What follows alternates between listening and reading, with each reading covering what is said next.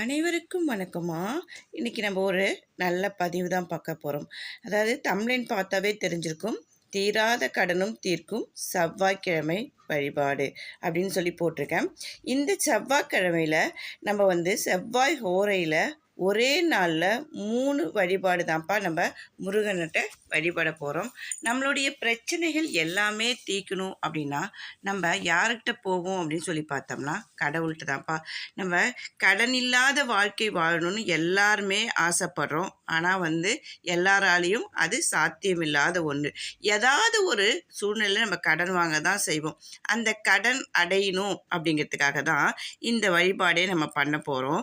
அதாவது சில பேர் என்ன பண்ணுவாங்கன்னா, கடன் வாங்கி அந்த கடன் அடைக்கிறதுக்கு இன்னொரு கடன் வாங்குவாங்க. அப்போ அது ரெட்டிப்பு கடன் ஆகிடும்.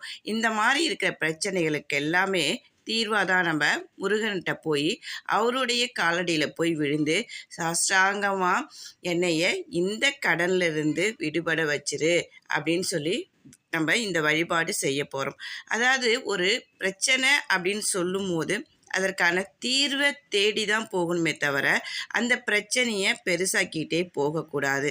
அப்போ என்ன பண்ணணும் அப்படின்னா, அதுக்கான வழிபாடாக நம்ம கடவுள்கிட்ட தான் வேண்டிப்போம்.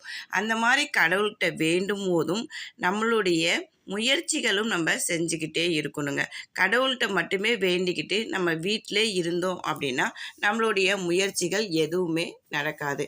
இப்போ நம்ம தம்ப்லைன் போட்டிருக்கோம், தீராத கடனும் தீர்க்கும் செவ்வாய்க்கிழமை வழிபாடு அப்படின்னு சொல்லி போட்டிருக்கோம். அப்போ நான் முருகன் வழிபாடு பண்ணினா மட்டும் போதுமா அப்படின்னு சொன்னால் அது கிடையாதுங்க. முருகன்கிட்ட நம்மளுடைய பிரச்சனைகளை சொல்லிட போகிறோம். சொல்லிட்டு அதற்கான முயற்சிகளும் அதற்கான வழிகளையும் நமக்கு காமிப்பார். கடவுள் இப்படி போனால் உங்களுக்கு பணவரவுகள் கிடைக்கும் அப்படிங்கிறதுக்காக தான் சொல்லப்பட்டிருக்கு. அதனால் அதனுடைய முயற்சிகளும் நம்ம சேர்ந்து எடுக்கும் போது தான் நமக்கு பலன் இருக்குங்க. நம்மளுடைய பிரச்சனைகளும் தீரும். சரி, வாங்க நம்ம என்ன பண்ணலாம் அப்படிங்கிறத பார்க்க போகிறோம். நீங்கள் திங்கட்கிழமையே என்ன பண்ணால் வீடை எல்லாத்தையும் சுத்தம் பண்ணி வச்சிடணுங்க. சுத்தம் பண்ணி வச்சுட்டு பூஜை அறையெல்லாம் சுத்தம் பண்ணி வச்சுட்டு மறுநாள் காலையில், அதாவது ஹோரையில் தாங்க செய்யணும். 3 வழிபாடுவே மிகச்சிறந்த வழிபாடுங்க. நம்மளுடைய பிரச்சனைகளை முருகன்கிட்ட வைக்கும்போது ரொம்ப நீங்கள் நம்பிக்கையோடு செய்யுங்க. அதுக்கப்புறம் உங்களுக்கே தெரியும், நல்ல ஒரு உங்களுக்கு ரிசல்ட் கிடைக்கும் அப்படிங்கிறது. உங்களுடைய பிரச்சனைகள் தீர்ந்துட்டே வர்றதை நீங்களே கண்கூடாக உணர்வீங்க.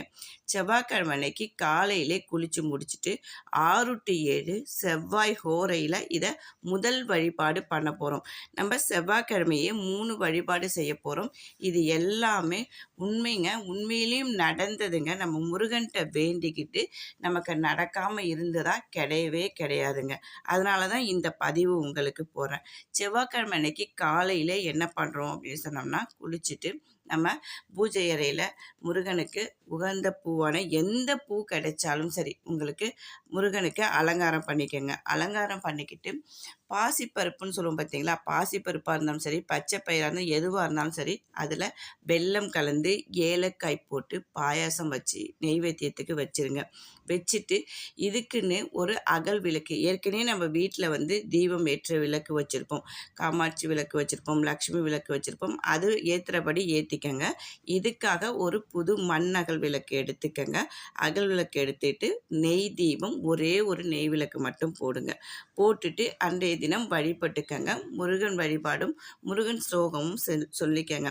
சொல்லிட்டு நீங்கள் என்னுடைய பிரச்சனைகள் எல்லாம் தீர்ந்துடணும் அப்படின்னு சொல்லி மனதார வேண்டிக்கங்க. இது ஒரு வாரம் செஞ்சுட்டு இது நடக்குமா நடக்காதா அப்படின்லாம் கேட்கக்கூடாது. நம்மளுடைய பிரச்சனைகள் தீர்ற வரைக்கும் நம்ம வேண்டிக்கிட்டே மனதார வழிபாடு செஞ்சுக்கிட்டே இருக்கணுங்க. முதல் வழிபாடு காலையிலே முடிச்சிடும். மதியம் என்ன செய்கிறோம் அப்படின்னு சொன்னோம்னா 1 to 2 அந்த சமயத்தில் பச்சரிசி எடுத்துக்கோங்க, வெல்லம் எடுத்துக்கோங்க. அதே போல் பாசிப்பருப்பு, அந்த உடைச்ச பாசிப்பருப்பு இருக்குது பார்த்தீங்களா, அந்த பருப்பு மஞ்சள் கலரில் இருக்கும்ல, அந்த பாசிப்பருப்பு எடுத்துக்கோங்க. முழுசாக இருக்கிறது வேண்டாம். அதை எடுத்துக்கிட்டு மறுபடியும் என்ன பண்ணோன்னா, அதை எடுத்து நம்ம இப்போ வெளியில் போகிறோம், எங்களால் அந்த நேரத்தில் போய் எதுவும் பண்ண முடியாதுங்கிறவங்க எடுத்துக்கிட்டே போயிடுங்க. வேலைக்கு போகிறவங்க இல்லை வேறு எங்கேயாவது வியாபார விஷயமாக போகிறவங்க என்ன பண்ணுங்க, கையிலே எடுத்துகிட்டு போயிடுங்க.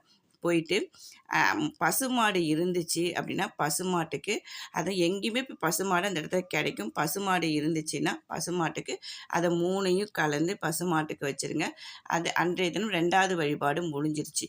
3வது வழிபாடு 6 மணிக்கு மேலே, அதாவது இதுவும் செவ்வாய் ஹோரையில் தான், 6 மணிக்கு மேலே அதே மாதிரி நெய் தீபம் ஏற்றிட்டு உங்களுடைய பிரச்சனை, என்னுடைய கடன் தீரணும், நான் கடன் பிரச்சனையிலேருந்து சீக்கிரமாக வெளிவரணும், என்னால் நிம்மதியாக இருக்க முடியல, சீக்கிரமாக எனக்கு ஒரு நல்ல தீர்வு கொடு முருகா அப்படின்னு சொல்லி மனதார வேண்டிக்கிட்டு அன்றைய தினம் இல்லாதவங்க ஏழை எளியோருக்கு நீங்கள் ஏதாவது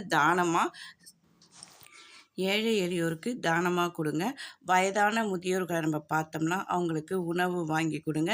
அப்படி இல்லை உங்களால் என்ன முடியுதோ ஒரு பிஸ்கட்டோ ஒரு தண்ணியோ அன்றைய தினம் ஒரு பேத்துக்காவது நீங்கள் தானமாக ஏதாவது ஒன்று கொடுத்தீங்க அப்படின்னா அவங்களுடைய ஆசி நம்ம பெற்றாவே அன்றைய தினம் நம்மளுடைய வழிபாடு முழுமை பெற்றதாக உங்களுக்கே தோணுங்க.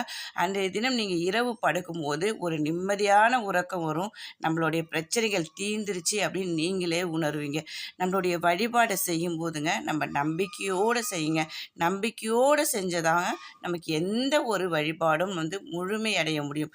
நம்பிக்கை இல்லாத எந்த ஒரு வழிபாடுமே நமக்கு நம்பிக்கை தராதுங்க.